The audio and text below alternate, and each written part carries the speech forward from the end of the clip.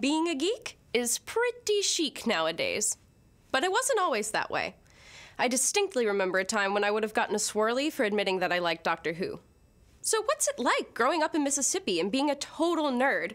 I'm your host, Courtney Calato, and it's time to Geek South.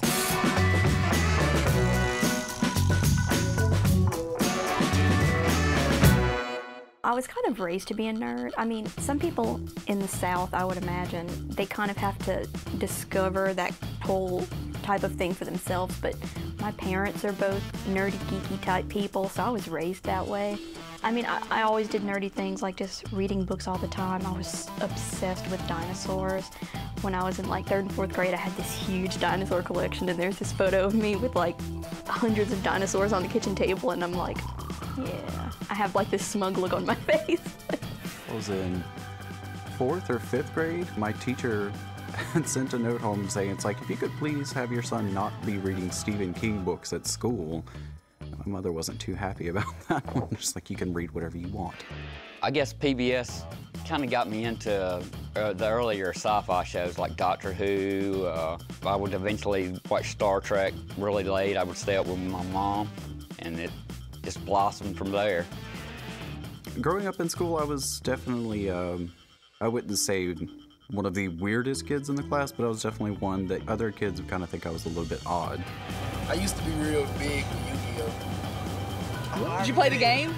I used to have the video game, cards, everything. And did you train with friends at school and stuff like that? We used to have tournaments at school and all of that. Me too. That's awesome. What school did y'all go to? My friends and I in elementary school had this game where we were pharaohs and queens and stuff, and we wrote these letters to each other, like trading resources and stuff. Super nerdy, geeky. I wasn't the social butterfly in my various classes. Oddly enough, I didn't have too many people that just absolutely disliked me for being weird, so I guess I didn't freak anyone out too much. I tried not to. All right, where'd you grow up? Greenville, Mississippi. There are a lot of anime fans in Greenville, Mississippi? Sadly, no. So, who were you friends with? Were you friends with the anime fans, or? Both. Both? Like, I get along with different types of people. Like, these two here, I don't act anything like them. I'm learning just how much you don't like them. I really don't act like you at all. But I can get along with anyone. Around here, it was, hey, what you want to do this weekend? Go play football or go hunt? And it was like, well, I'm hanging out playing Dungeons and Dragons. It's like, Dungeons and Dragons? What's that? You a devil worshiper, boy? High school got a lot easier for me when I went to the Mississippi School for Math and Science, 11th and 12th grade. And I would say that socially, that helped me a lot because I could actually relate to my classmates, peers.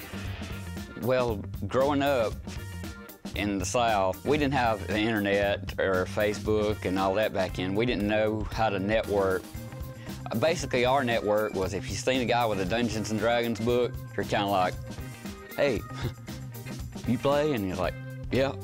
So that kind of keep your little secret thing going on. Yeah, the internet, you can find them all over the world. You know, if you're into some weird, obscure fandom, you go online and there's other people. And then it's not necessarily something that I would say is born out of just not being popular. Makes strong bonds between people because it's based on, real common interests and hobbies as well as just interest in each other. Because a lot of times, we may not have a lot of friends, so we really cherish the ones we do have. So, did you have a similar experience? Or maybe a completely different one? Leave a message in the comments, and the producers and myself will be around to talk. Next time, we'll meet some really geeky people who do some really geeky things, but manage to avoid the stigma. Subscribe, and stay tuned.